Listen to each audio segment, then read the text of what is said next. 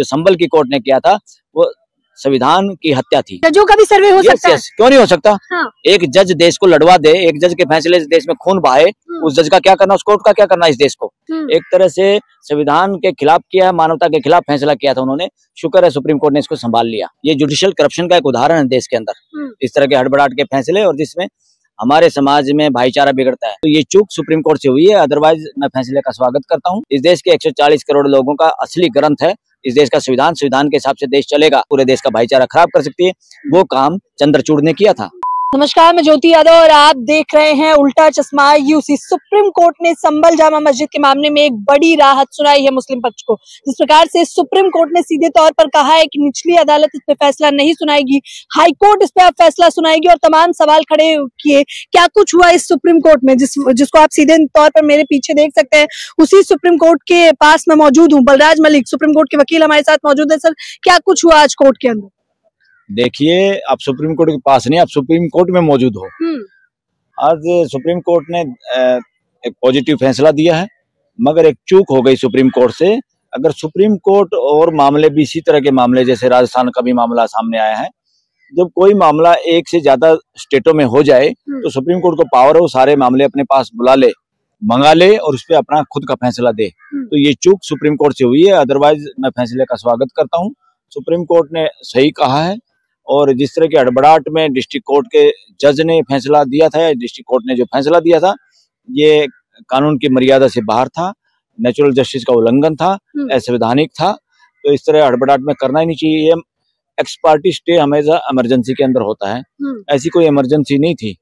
सैकड़ों साल पुरानी बात का गड्ढे मुर्दे उखाड़ने का मुद्दा था और सेंसिटिव मुद्दा था। इस तरह के मुद्दे पे इस तरह हड़बड़ाहट में फैसला देने के लिए एक तरह से अन्याय किया है कोर्ट ने, डिस्ट्रिक्ट कोर्ट संभल ने एक तरह से संविधान के खिलाफ किया है, मानवता के खिलाफ फैसला किया था उन्होंने। शुक्र है सुप्रीम कोर्ट ने इसको संभाल लिया। लेकिन कोर्ट ने इतनी बड़ी फटाफट, जिस प्रकार से एक ही दिन में 2.5 घंटे में फैसला सुनाना, 4 घंटे में सर्वे शुरू हो जाना, इससे इतनी फुर्ती तो किसी अन्य केस में दिखाई ही नहीं कभी कोर्ट ने। ये राजे महाराजाओं तानाशाहों की कोर्टों में होता है, डेमोक्रेटिक कोर्ट में ऐसा नहीं चल सकता। उन्होंने गलत किया है कोर्ट ने, ये बहुत गलत था। ये कलंक है जुडिशरी पे, जुडिशियल सिस्टम पे। इसको मैं बोलता हूँ, वकील बोलते हैं जुडिशियल करप्शन। ये जुडिशियल करप्शन का एक उदाहरण है देश के अंदर, इस तरह के हड़बड़ाहट के फैसले, और जिसमें हमारे समाज में भाईचारा बिगड़ता है। इवन सुप्रीम कोर्ट हो चाहे हाई कोर्ट हो, किसी का भी फैसला, अगर समाज में कोई भी फैसला, कोई भी न्याय, उसी को माना जाता है जो या तो भाईचारे को बरकरार कर दे या भाईचारे को बढ़ा दे। जो भाईचारे को कम करने का काम करता है, सुप्रीम कोर्ट का भी फैसला हो चाहे, वो भी देश के लिए अन्याय है। सुप्रीम कोर्ट ने संभल के मामले पे सर फैसला तो सुनाया, लेकिन अजमेर का मामला भी अभी अटका हुआ है। लोग दावा कर रहे हैं कि वहां भी शिवलिंग है। अरे इसीलिए तो जब अजमेर में भी है या यूपी में भी है, जब कई स्टेटों में एक तरह का मामला चल रहा है, तो उसको सुप्रीम कोर्ट को अपने सामने सारे केस बुला लेने चाहिए थे। मुझे नहीं लगता आज कोर्ट में जो वकीलों ने दलील दी है मस्जिद कमेटी की तरफ से, उन्होंने ये बात भी कहनी चाहिए थी। अगर ये बात कहते तो शायद सुप्रीम कोर्ट उस तरह के मामलों को बुलाती है। हालांकि सुप्रीम कोर्ट को खुद इन बातों का पता होना चाहिए और इन बातों का संज्ञान खुद लेना चाहिए। ये ड्यूटी है, इस तरह के कामों की ड्यूटी है, सुप्रीम कोर्ट की मर्जी नहीं है।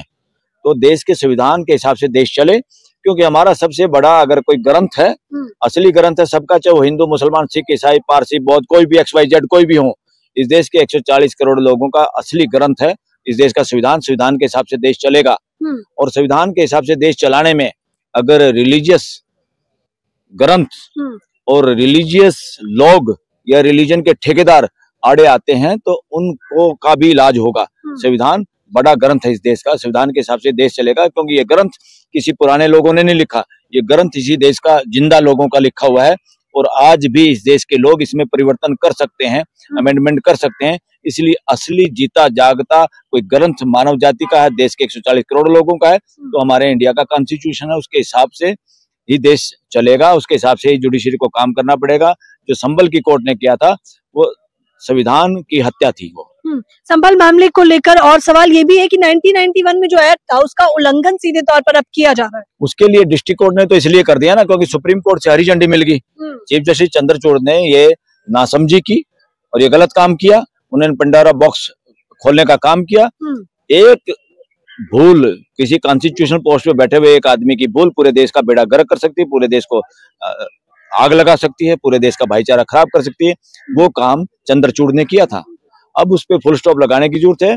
मुझे लगता है जिस तरह से देर आए दुरुस्त आए बुलडोजर न्याय पे रोक लगी है देश में, इसी तरह से इस तरह के कामों पे, इस तरह के मुकदमों पे भी रोक जल्दी लगेगी। सुप्रीम कोर्ट को लगानी पड़ेगी, सुप्रीम कोर्ट लगाएगा, ऐसा मुझे विश्वास है। लेकिन सीजीआई डीवाई चंद्रचूड़ ने जो फैसला सुनाया, पूर्व न्यायाधीश थे, तो क्या अब जो मुख्य तौर पर न्यायाधीश हैं वो इस पर कुछ उलटफेर फैसला सुनाएंगे? यस, उलटफेर कर सकते हैं। जैसे संविधान में जो आज पार्लियामेंट में लोग हैं वो पुराने संविधान को बदल सकते हैं, उसमें सुधार कर सकते हैं। इसी तरह से पुराने फैसले हैं, आज की कोर्ट उनमें तब्दीली कर सकती है। इसी तो लिए तो कहते हैं जीता जागता अगर कोई ग्रंथ है वो देश का संविधान है, और जीते जागते न्यायिक स्थान जो है वो देश की सुप्रीम कोर्ट है, हाई कोर्ट, न्यायालय है, सुप्रीम कोर्ट। सर, ज्ञानवापी, फिर संभल, अब अजमेर शरीफ की दरगाह, लेकिन इन सब के बीच सैकड़ों लोगों की जानें चली जाती है। चाहे वो संभल का मामला हो, 5 लोगों की जानें चली गई। यस, मैं तो कहूँगा इन हत्याओं के लिए जिम्मेवार कौन है? इन हत्याओं के लिए खाली पॉलिटिक्स भी जिम्मेदार होती है, तो पॉलिटिकल लोगों को जिम्मेदार ठहराना चाहिए। किसी का भी खून बहाने से, किसी माँ का बच्चा मरने से, कोई विधवा होने से, इस देश के गोलियों से, इस देश के पुलिस के और फौज के जरिए अपने देश के लोग अगर मारे जाए, ये सबसे बड़ा कलंक है। जो लोग सत्ता में हैं, जिनके पास जिम्मेदारी है, इस देश में किसी के पास कोई पावर नहीं है, सिर्फ 140 करोड़ लोगों के पास पावर है। पीपल ऑफ दिस कंट्री, देश के लोग पावर हाउस हैं, बाकी सारे सब सेवक हैं। इनके पास जिम्मेदारी है, इनके पास रिस्पॉन्सिबिलिटी, पावर नहीं है। कोई ये बहम रहे सीएम की पावर, पीएम की पावर, डीएम की पावर, एसपी की पावर, नो, किसी के पास कोई पावर नहीं है। All are powerless. संविधान पावर की बात नहीं करता, संविधान जिम्मेदारी की बात करता है। इनकी जिम्मेदारी है, जैसे घर के मालिक के साथ उसके जो सेवक लोग होते हैं वो सारे के सारे उसकी सेवा में होते हैं, इसी तरह सीएम हो, पीएम हो, चीफ जस्टिस हो, वकील हो, कोई डीएम हो, कोई एसपी हो, ये सब सेवक हैं, सेवा में हैं। इनको संविधान के तहत 140 करोड़ मालिकों की सेवा करनी है, इससे ज्यादा कुछ इनकी औकात नहीं है। इसलिए औकात में रहना चाहिए सबको। ये राजशाही, तानाशाही, व्यक्तिवाद का जमाना नहीं है, ये संविधान के हिसाब से देश चलने वाला है। बताइए, हिंदुओं को खतरे में बताकर मुसलमानों को निशाने पे लाया जा रहा है, मस्जिदों को निशाने पे लाया जा रहा है। इस देश में अगर कोई खतरे में है तो मानवता खतरे में है। इस देश में कोई खतरा है तो इंसान खतरे में है।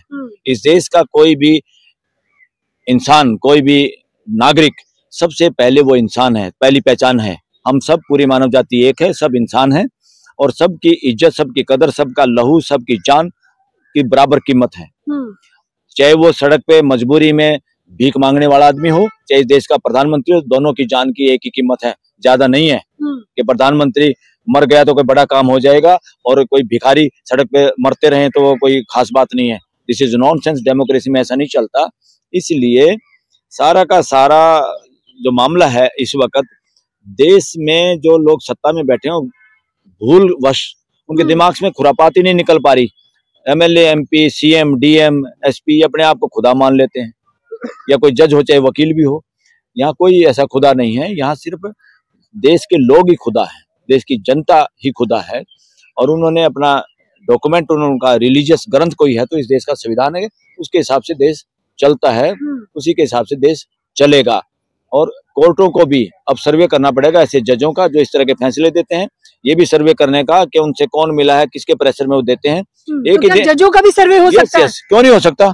एक जज देश को लड़वा दे, एक जज के फैसले से देश में खून बहाए, उस जज का क्या करना, उस कोर्ट का क्या करना? इस देश को वो परिवर्तन करना, वो तो हमारा काम है। देश के लोगों को पता होना चाहिए सारी चीजों का। एक जज के सामने केस आता है, उसी वक्त वो कोर्ट कमिश्नर नियुक्त कर देता है, उसी दिन सर्वे भी हो जाता है, उसी दिन डीसी और डीएम भी इंतजार में बैठे रहते हैं और तुरंत उसके साथ चल देते हैं। अरे ये तो जुगाड़ है, ये न्याय नहीं है।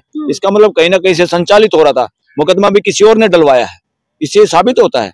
और इसके पीछे सारा का सारा पूरा सिस्टम, प्रशासन जो देश के लिए काम करना है, यूपी के लोगों के लिए काम करना, वो किसी एक रिलीजन के लिए काम कर रहा है, ये असंवैधानिक है। इनके खिलाफ कार्रवाई होनी चाहिए। इन सब ऐसे लोगों का सर्वे होना चाहिए, और जितने लोग इस तरह के जुडिशरी में भरे हुए हैं, इन सब का सर्वे करके इनका इलाज करना पड़ेगा, इनके इम्पीचमेंट ये हटाने पड़ेंगे ऐसे जज भी देश से। अच्छा, लेकिन प्रशासन का सर सीधे तौर पर ये कहना है कि क्या ये वर्दी हमने पत्थर खाने के लिए पहनी है? नहीं, ये उसका बयान गलत था। उसके पीछे कोई और बोल रहा था, वो नहीं बोल रहा था।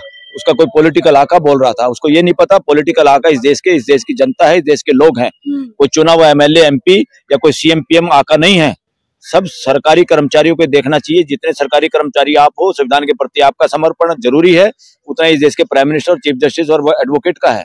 कोई अलग नहीं है, सबकी ड्यूटी अलग अलग है, सब अपनी अपनी ड्यूटी कर रहे हैं। यहाँ पे कोई खुदा या बॉस, कोई राजा तानाशाह नहीं हो सकता, मगर तानाशाही दिखाई दे रही है। कोई सीएम तो बसों के पीछे फोटो लगाए घूम रहा है, कोई पीएम पूरे पेट्रोल पंप पे कब्जा करके अपना फोटो लगवा रहा है। ये इससे तानाशाही मानसिकता दिखाई देती है। इससे ये पता चलता है कि इस तरह के लोगों की मानसिकता राजशाही की, तानाशाही की, व्यक्तिवाद की है। डेमोक्रेटिक सोच नहीं है इनकी। देश को इनको समझना चाहिए, इनको खुड्डे लाइन साइड लाइन करना चाहिए। लेकिन तमाम लोग तो अब नारे लगाने लगे। हिंदू संगठन के लोग कह रहे हैं कि अयोध्या तो सिर्फ एक झांकी थी, मथुरा काशी अभी बाकी है। अरे सारा सर्वे कर लो ना, हिंदू जो असली हिंदू हैं वो सब मुसलमान भाइयों के साथ है। और ये लिखना भी चाहिए, लेखकों को भी, अखबारों को भी, टेलीविजन वालों को भी, ताकि कोई गलत इतिहास ना लिख दे इस देश का कि जब मुसलमानों के साथ अन्याय हो रहा था तो देश के हिंदू ताली बजा रहे थे। नो, हम कट्टरवादी हिंदुत्व वालों के पक्ष में नहीं है, हम उनके विरोध में हैं, हम उनके खिलाफ एक्शन हो, ये बात कहना चाह रहे हैं। और पूरा हिंदू समाज आज इस बात में नहीं बटा हुआ है। हिंदू मुसलमान में करने की कोशिश बहुत हो गई है, और तमाशा देखते रहिए देश की जुडिशरी भी। बहुत बार ये कितना भाषण देते रहे हिंदू मुसलमान, इस देश में हिंदू मुसलमान कर ही नहीं सकता कोई। इस देश में जातिवाद और रिलीजन की बात नहीं कर सकता, मानवता की बात कर सकते हैं, नागरिकों की बात कर सकते हैं। सबसे पहले हर आदमी की पहचान है देश का, भारत का नागरिक और इंसान, फिर किसी राज्य का नागरिक, फिर किसी गांव का, शहर का बच्चा, सबसे लास्ट में आता है रिलीजन। तो और रिलीजन की पहचान लेके हम घूम रहे हैं, या नेता उसको पहचान बनाना चाहते हैं, देश को लड़वाना चाहते हैं। That is nonsense. जिनको संविधान का ज्ञान नहीं वो इस तरह के बयान देते हैं। जिनको संविधान का ज्ञान नहीं वो संवैधानिक पोस्टों पे, संस्थाओं पे कब्जा किए बैठे हैं। देश को समझना चाहिए, खासतौर पर देश के युवाओं को। सर, कोर्ट में ये दलील देना कि मैंने सपने में देखा और भगवान आए, उन्होंने कहा संभल मामले में कुछ ऐसा ही हुआ। उन्होंने कहा कि सपने में आए और बताया कि वहाँ शिवलिंग विराजमान है संभल जामा मस्जिद के नीचे। हमें तो कोई ऐसा आज तक सपना नहीं आया। ये कोर्ट में इस तरह की दलीलें देना कितना जायज है? ये बकवास है। हाँ। इस तरह की दलील देने पे बंद करना पड़ेगा। सपने में अपने सपने को अपने घर बिठा ले, अपने घर में अपना अलग शिवलिंग बना ले। ये आस्था बाजारू चीज नहीं हो सकती। ये आस्था भी अपने घर में, अगर कोई बेवकूफी से कोई आस्था को मान रहा है, हमें उससे कोई मतलब नहीं है। आस्था को भी प्रचार प्रसार तब कर सकते हैं जब 3 कंडीशन है संविधान के अंदर। अगर आपकी आस्था पब्लिक ऑर्डर को खराब कर सकती है, आपकी आस्था पब्लिक हेल्थ को खराब कर सकती है, यानी मानसिकता को दूषित कर सकती है, बच्चों को कट्टरवादी बना सकती है, लोग देश के लोगों को। और पब्लिक मोरल वो यूनिवर्सल बातें जिन पे मानवता टिकी हुई है, जिन पे मानवता आधारित है, अगर उन चीजों के खिलाफ आपकी आस्था का प्रचार प्रसार होता तो देश में, भारत में खासतौर उसको अलाउड नहीं किया जा सकता। कोई आदमी उसका उल्लंघन भी करता है, उनको गिरफ्तार करके सुधार गृह में भेज के समझाने की जरूरत है, उनकी मानसिकता चेंज करने की जरूरत है। कह रहे 3000 मंदिर, मस्जिदों में हमारे मंदिर बसे हुए 3000, ये अभी आंकड़ा और बता रहे हैं। आप सर्वे करो, बौद्ध लोगों से जाके पूछो जो कह रहे हैं कितने मंदिरों के अंदर बौद्ध स्थान है, बौद्ध मूर्तियां तोड़ तोड़ के वो पहनाई हुई हैं, मालाएं, देवी देवता बनाए हुए हैं उनके। अगर इसका सर्वे होगा तो क्या होगा, कितने मंदिर बचेंगे? तो मंदिर मस्जिद का झगड़े में कुछ नहीं रखा। और मंदिर मस्जिदों पे एक और बात कहना चाह रहे हैं, वकील भी कह रहे हैं यहाँ कि मंदिर मस्जिदों पे, गिरजाघरों पे, सब पे, जितने भी रिलीजियस स्थान है, इन पे किसी की ठेकेदारी ना चलने दें। किसी महंत की, पुजारी की, किसी मौलवी की, किसी फादर की, किसी XYZ की। समाज अपने कब्जे में ले और समाज चेकिंग रखे इन पे। ये नहीं कि समाज पैसा चढ़ाते रहे, ये चंद लोग उन पे कब्जा करके मौज उड़ाते रहे। और इधर से सो कॉल्ड मैं 2008 महंत फलाना बाबा बोल रहा हूँ, या इधर से कोई मैं ऐसा मौलवी बोल रहा हूँ, या इधर से मैं कोई फादर बोल रहा हूँ। इनको कोई मतलब नहीं है, कोई पावर नहीं है इस देश के अंदर ये ड्रामेबाजी करने की और देश के लोगों को मूर्ख बनाने की। इसलिए समाज, चाहे हिंदू समाज हो, मुसलमान समाज हो, क्रिश्चियन, ईसाई, सिख, कोई भी हो, जितने भी मंदिर मस्जिद गुरुद्वारे गिरजाघर हैं या स्थान है, रिलीजियस स्थान, समाज अपने कब्जे में ले। उनका कब्जा चंद लोगों पे नहीं छोड़ें, चंद लोगों को ठेकेदार ना होने दें जो मलाई खा रहे हैं, रिलीजन के नाम पे दुकानदारी चला रहे हैं, पूरे समाज को गुमराह कर रहे हैं और जहर फैला रहे हैं। इनका काम है समाज में एकता, भाईचारा पैदा करने के लिए। अगर ये समाज में एकता और भाईचारा और मानवता पैदा नहीं करते तो ये निरर्थक हैं सारे मंदिर मस्जिद गुरुद्वारे। मुस्लिम पक्ष को खासतौर पर क्या कहना चाहेंगे, क्योंकि मुझे लग रहा है कि वही लोग अमूमन अभी तमाम खबरें देख रहे हैं। मुस्लिम पक्ष सारा समझ रहा है, मुस्लिम पक्ष को पता है। अब तो कितने सारे लोग खुल के बोल रहे हैं, समाज के साथ खड़े हैं। पूरे देश के युवाओं की, चाहे मुस्लिम हो, हिंदू हो, सो कॉल्ड कुछ भी, XYZ कुछ भी हो, सारे युवाओं का एक ही सपना है, हम सबको समानता के आधार पे, भाईचारे के आधार पे सबको मौका मिले, सब हम भागीदारी करें। इस देश का एक एक नागरिक, एक एक युवा देशभक्त है। कोई इस देश में आतंकवादी नहीं है, कोई अपराधी नहीं है। जानबूझ के जब लोगों की बात नहीं सुनी जाती, तानाशाही और राजशाही मानसिकता की वजह से, सरकारों में, सरकार की ड्यूटी है सबकी बात सुने, क्योंकि मालिक देश के लोग हैं। और सुन के अगर कोई काम करते हैं तो देश में झगड़ा ही नहीं होता। और जितने झगड़े होते हैं देश में और जितने लोग पुलिस की गोली से मारे जाते हैं, इसकी सीधी जिम्मेदारी सरकार में बैठे उस वक्त के लोगों की है कि वो नालायक लोग हैं, वो तानाशाह लोग हैं, वो राजशाही मानसिकता के लोग हैं, वो संविधान विरोधी लोग हैं, वो देशद्रोही लोग हैं। असली आतंकवादी वो हैं जो देश के अंदर आतंक फैला के और एक दूसरे को हमें भाईचारा हमारा मिटाना चाहते हैं। तो मुस्लिम समाज से यही निवेदन है कि आपको शांति बनाए रखनी है। अभी तो इन्होंने 4-5 मरवा दिए या मारे गए, वो 4-5 हजार में हो सकते हैं। ये देश में अपनी सत्ता के लिए और पैसे के लिए कुछ भी उल्टा पुल्टा काम कर सकते हैं, इसलिए बंदरों के हाथ में तलवार मत पकड़ाओ। आपको शांति बनाए रखनी है। पूरा हिंदू समाज आप लोगों के साथ है। पूरा हिंदू समाज आप लोगों के साथ है। सुप्रीम कोर्ट के वकील बलराज मलिक ने जिस प्रकार से अपनी प्रतिक्रिया दी है और तीखा प्रहार भी किया है सरकार पे, जिस प्रकार से वो राजनीति कर रहे हैं, धर्म के नाम पर जनता को आपस में भिड़ाने का काम कर रहे हैं और मुस्लिम तबके के साथ इस वक्त खड़े होना, मजबूती से खड़े होना बेहद आवश्यक है, क्योंकि कुछ मनुवादी सोच के लोग, कुछ जो धर्म के आड़ में धर्म के ठेकेदार बने बैठे हुए हैं, वो आम जनता को भड़काने का प्रयास कर रहे हैं। आप लोग भी मुझे अपनी प्रतिक्रिया जरूर दीजिए। सुप्रीम कोर्ट ने एक बार फिर से हंटर चलाते हुए सीधे तौर पर बता दिया है कि न्यायालय और न्याय अभी जिंदा है। कैमरामैन तौहीद के साथ ज्योति यादव, उल्टा चश्मा, यूसी।